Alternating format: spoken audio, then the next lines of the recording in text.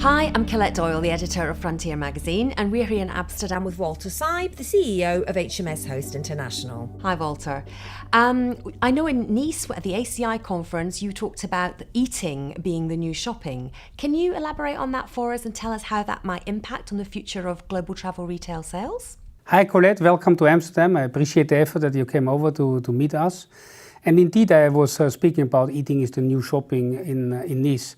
And what we see in the world today is that more and more trends going, more and more square meters are dedicated to food and beverage areas. And the reason for that is that you see a trend that the spend per passenger per square meter in retail, especially in the travel business, is going down for many years. And the sales per passenger on travel channels for food and beverage is going up. And what you see, and that has to do with the fact that people have more choices, especially on retail. Everybody has a smartphone, they can check the prices, people want more convenience. And what you see, the dwell time more or less stays the same, but people spend the time differently. And we see a tendency that people spend more time in the food and beverage facilities. And you believe that's something that will continue to grow in the future, Walter? Yeah, certainly I believe that will grow in the future. And I said before, I think you will get a different allocation of square meters in the travel area, travel retail area, and consumers will eat more and drink more as people want to spend the time more meaningful, and they will have different options for the retail shopping and purchasing. And you see this already on the high street as well. You see transformation of downtown areas and shopping malls, where historically in shopping centers, just an example, between 3 and 6% of the total square meters in a shopping mall was dedicated to food and beverage. And now it's already 12 to 15, and we believe it will go up to 20% and more for food and beverage in shopping malls. And tell us about some of the trends within the food service industry at the moment that might impact at the airport as well. I mean, speed is one, affordability is another. What else is important? We see a couple of big shifts. The first one I want to touch on is, as you said before, portability. And for me, it's not only portability. In the end, I talk always about the 3 P's. It's about premiumization, personalization, portability of food. And why I'm saying this, people want to make conscious choices. Personalization, you create your own food or your own sandwich or your own burger. Portability, people are on the move, so they want to take it and eat and consume it somewhere else, not necessarily in the restaurants. And the other point is affordability. Affordability means that we still have a big audience of consumers who don't have deep pockets always.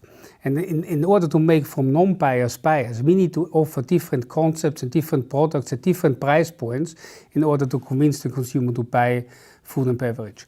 And last but not least are the engagement-driven concepts, where you engage with the consumer and the customer and offer different choices and different concepts, and the engagement on digitalization or on concepts or storytelling, etc., where you add a meaningful experience to the consumer. The food industry has changed so much over the last 40 to 50 years on the high street and the domestic market. What lessons do you think can be learned in the travel retail sector? What can the airport outlet learn from a high street one?